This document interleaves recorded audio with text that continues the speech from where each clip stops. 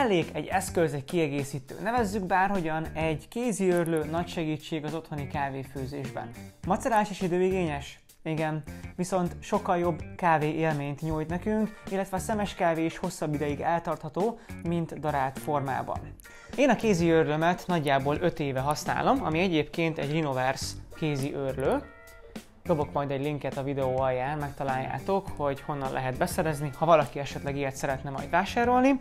Nézzük, hogy mit is kapunk a pénzünkért. Van nekünk egy őrlőnk, egy kar, egy hordótáska, valamint egy zacskó, illetve 2 zacskó volt, egészen pontosan, egyikben a kar volt, a másikban maga az őrlő. Én ezt azért raktam el, mert hogyha valahova hordozom, és egymás mellett van, akkor nem karcolja meg.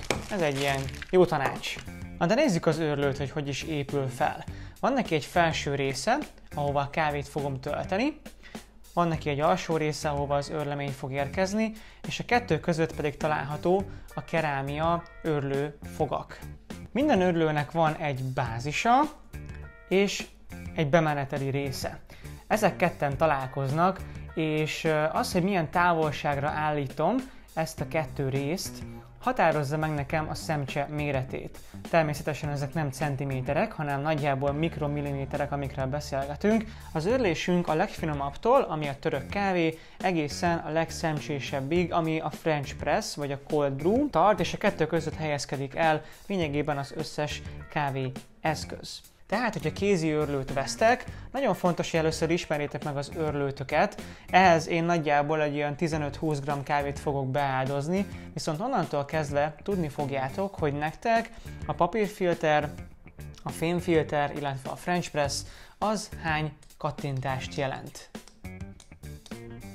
Az őrléssel is készültem, összesen 2, 4, 6, 8x2 16 g kávét használtam fel, és elérkeztem a French Press szemcse mérethez. 2 dolgot tanultam meg az őrlőről nagyon-nagyon hamar, az egyik az, hogy inkább filter eszközökhöz van kitalálva, mégpedig azért, mert a legfinomabb őrlése is egy picit messze van az espresso őrléstől, ettől függetlenül én szoktam használni potyogóshoz és amúgy finom kávét főz vele. A második dolog pedig az, hogy a szemcsék nagyjából 80-90%-a azonos, viszont vannak benne nagyobb méretek, ami sajnos azért van miatta. Tehát egy rúdon helyezkedik el mind a 2 őrlő fog, és bizony ennek van egy nagyon minimális holtjátéka, de pont elég arra, hogy a kávémba csináljon ilyen nagyobb szemcséket. Tehát összegezve az előnyöket és a hátrányokat. Előnye mindenképpen a hordozhatóság és az, hogy mennyire kompakt az eszköz, könnyű takarítani, könnyű vele kávét őrölni, és hát persze az ára. Egy elektromos kávéőrlőhöz képest jóval-jóval olcsóbb, és hát mindig finom, friss őrölt kávét tesz nekünk az asztalra. Hátrányok a már említett szemcseméretváltozás, ezen felül a skála, amiben tudunk őrölni, jóval nagyobb a skálája egy elektromos őrlőnek, viszont azt gondolom, hogy kézi őrlőhöz képest minden tud, ami az otthoni kávéfőzéshez szükséges.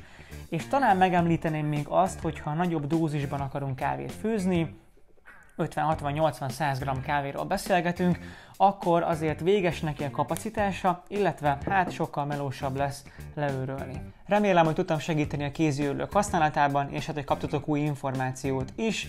Ha bármi más kérdésetek lenne, nyugodtan írjatok. Sziasztok!